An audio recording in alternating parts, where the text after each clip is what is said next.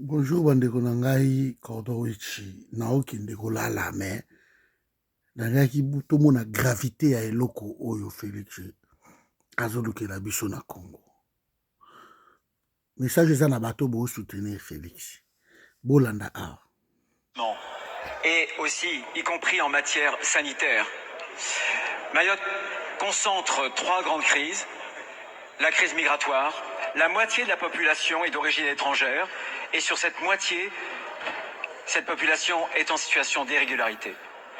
Le chômage atteint pratiquement 40% de la population active. Et malheureusement, la crise sécuritaire, vous y avez fait allusion il y a quelques jours, les bus qui transportent les soignants à l'hôpital, y compris pour venir au secours des migrants en situation irrégulière, a été caillassé. Eh bien, nous ne resterons pas les bras croisés. Il y a des solutions de court terme, il y a des solutions de long terme.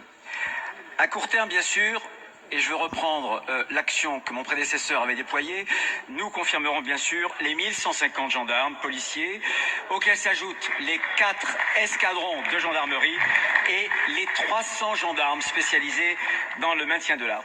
Ça ne suffira pas, nous y allons aller au-delà, notamment en faisant des accords de sécurité bilatéraux avec les pays voisins de l'Afrique des Grands Lacs.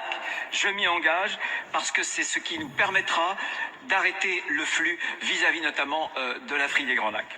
Ensuite, dès ce mois d'octobre, le préfet de Mayotte, il en a l'instruction, organisera des vols groupés pour pouvoir reconduire les étrangers en situation irrégulière vers la République démocratique du Congo. Merci beaucoup. Et enfin, à long terme, le rideau de fer sera évalué.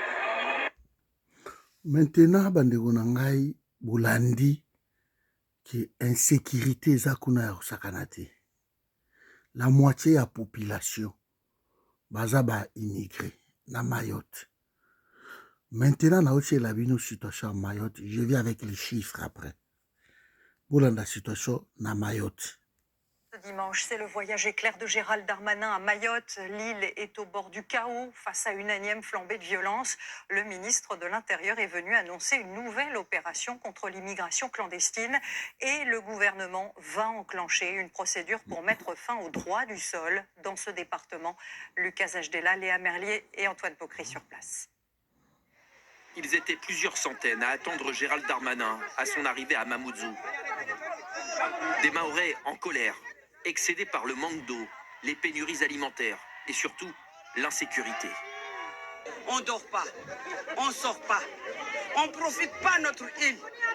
Des difficultés en grande partie liées à la pression migratoire sans équivalent sur un territoire français. Ici, près de la moitié de la population est de nationalité étrangère, en majorité comorienne, contre à peine 8% en métropole. Pour lutter contre cette immigration clandestine, le gouvernement veut mettre fin au droit du sol à Mayotte. Voilà. C'est-à-dire qu'il ne sera plus... Bokoyi kolanda. Mayotte kuneza na merde. Bazo kokalisu te. France est un pays riche. Oyo armée na bango eza professionnel, ba okoka Mayotte te. Sikoyo solution ba trouver na Félix Tshisekedi. Bazo bato anyo surtout batinda bango. Na ota ikotanga tout à l'heure. Bautaki kozongisa na 2023 na Comoro 22 000 personnes. Bazongisa bango na Comoro. De ndenge ezali wana chaque année Mayotte ezoyamba 43 000 personnes. O baza na Mayotte. Yango moko eza na 60% ya ba immigré tout o baza na France mobile. Centre ya Mayotte. Donc, il y a tellement l'insécurité. Ba migrants bazo kayase ba bis. Donc désordre des akuna batuwana tout. Félix Alobi bazia na bango na RDC. Barotia bango wapi bandeko na ngai. Félix Alobi na biso problème nini. Donc merde ya ba français et pas na biso. Tout ça pourquoi? Parce qu'il faut négocier que tant que batika ya continuer na pouvoir, faut pas continuer à koiba. Ba modifier constitution. Pour continuer à koiba. C'est ça le plus important.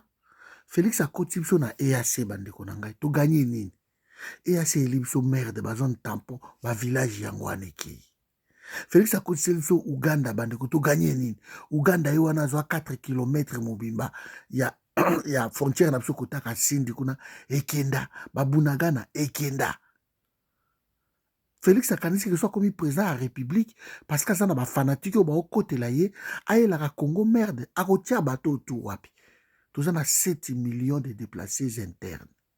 Préparez-vous déjà bandeko nanga parce que dans le mois d'octobre oyo nde ba obanda kotinda bango na Congo. Est-ce que na ba territoire oyo ba conquérir yango kuna ba Corneille Nanga M23 parce que batongi bandako kuna te. Batongi bandako ya bato ba vivre na batante lelo te ba Congolo ba koma na batante bana ba maladi ba beri ba choléra ba nini. Est-ce batongi li ba migrant oyo bandako kuna te. Po na on a place na routier la biso bangote. Ba ko la biso insécurité, ba ko la biso désordre. Et à long terme, tu as un problème na au commissariat des Nations Unies pour les réfugiés. Parce que bateau na ba patride.